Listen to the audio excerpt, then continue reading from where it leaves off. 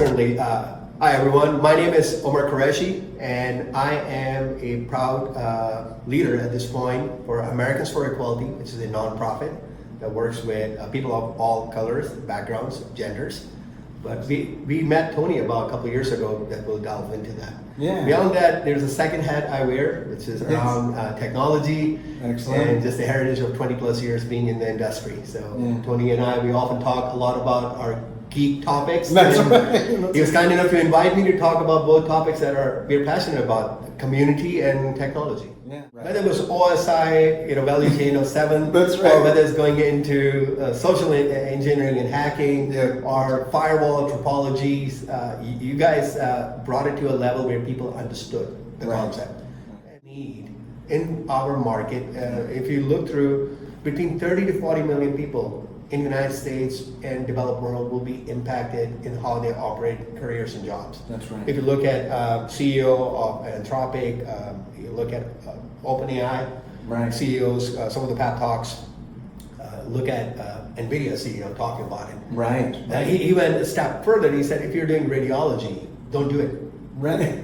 Oh. And right. the reason is because a human mind, even with 8 years of experience, will come to only 80% accuracy. Right. Right. An AI model, whether you're doing scanning for missiles, Right. comets, or tumors, Right. is way above that already. Right. Right. So, and the reason I'm bringing this up is not to go anything against radiologists and whatnot. Yeah. Radiologists with 8 to 10 years of experience is a more than six-figure job easily. Right. Right. Well, what will happen to a lot of these folks? If you go into customer service, a lot of companies are not going to have customer service even outsourced in India Yeah. or Vietnam. Right. A lot of that's going through AI. Right. So if you go into finance, what we're seeing in accounting is a havoc, right? Yeah. Not much different than 10 years ago. We all were hooked up on TurboTax, right? Mhm, So that's if you right. don't have a complicated tax, you can just put this and have somebody review it and file it. That's right. That's right. Well, a lot of that's going to happen to big-time finance firms, Right. consulting firms.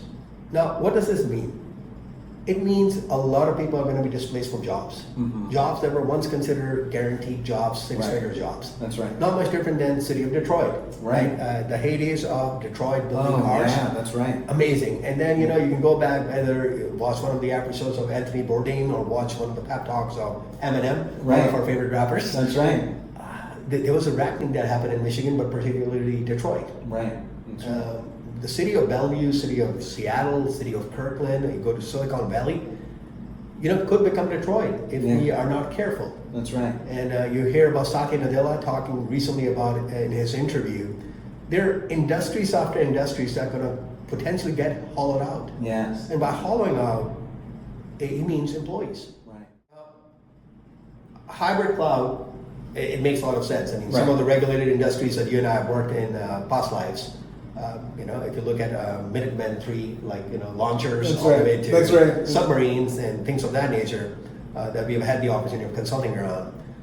Yeah, there's a good reason why they should not be on a full-blown IP6 network. That's right. Yes. That's right. Because there's nothing called 100% secure system. That's exactly why. Yeah, you can be secure enough Yeah. to make your target hard enough that the hackers will move to a different target. Right. That's Because right. they all have finite window. Right. I hate to say this, but they're just hard workers like you and I. That's exactly right. Yeah. Yeah. And in some cases, if your target is so hard to break through, they'll go after a weaker prey. Mhm. Simple as that. And that's just the way historically we've done that.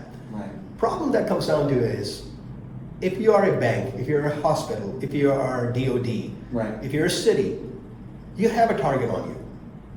And Exactly. it doesn't really matter at that point how hard you make it difficult to penetrate. They'll keep on trying. That's right. That's And right. AI just makes everybody the smartest person in the room. Mm-hmm. That's So the right. question is, what are you doing as a city? What are you doing as a bank? Yeah. What are you doing as a nonprofit Right. to make it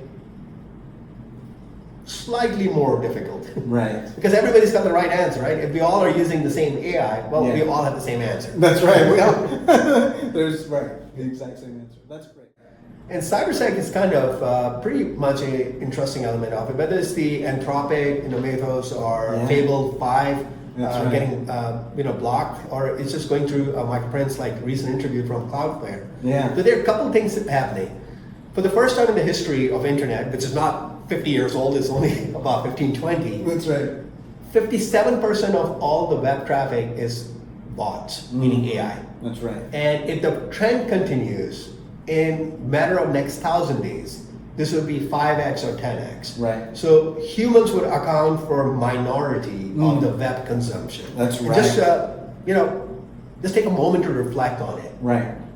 And I'm not suggesting that 8 billion humans are not enough anymore. What Right, I'm trying to right. say is that for every human, there will be 10 agents, 100 agents, maybe 1,000 agents Right.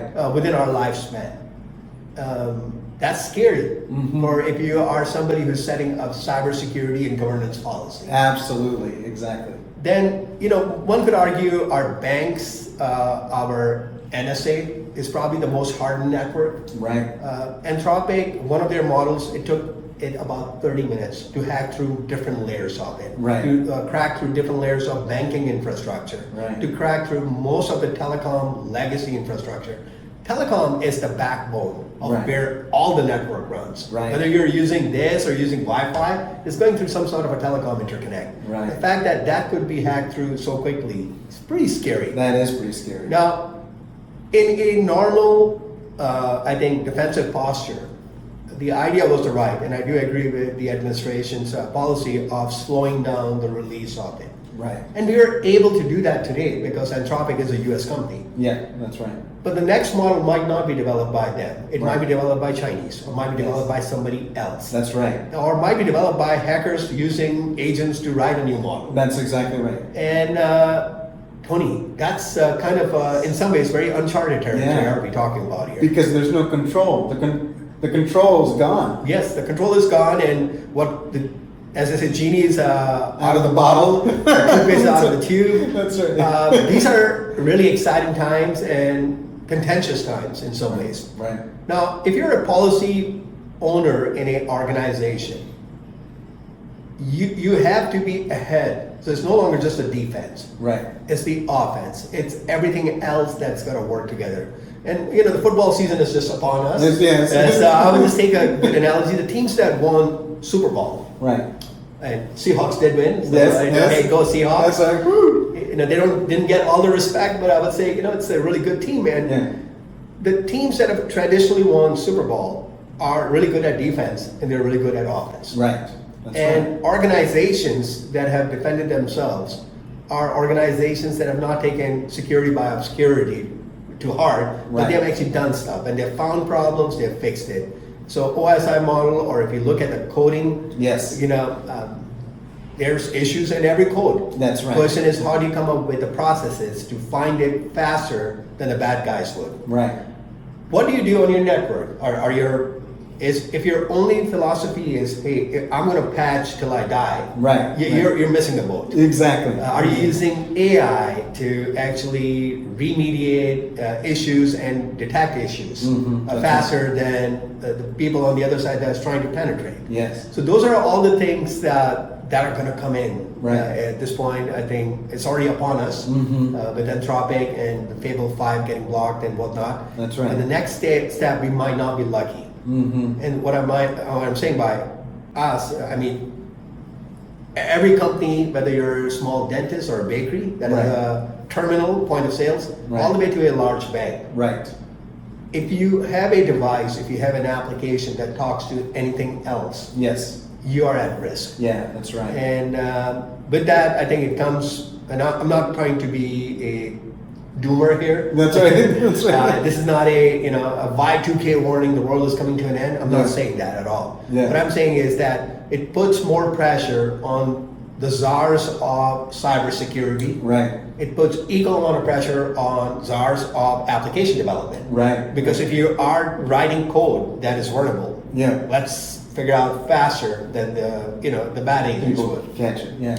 And last but not least, AI is here to stay. Yeah. So That's it right. all starts with education. Yeah. And this is where, bringing back full circle to the topic we started on.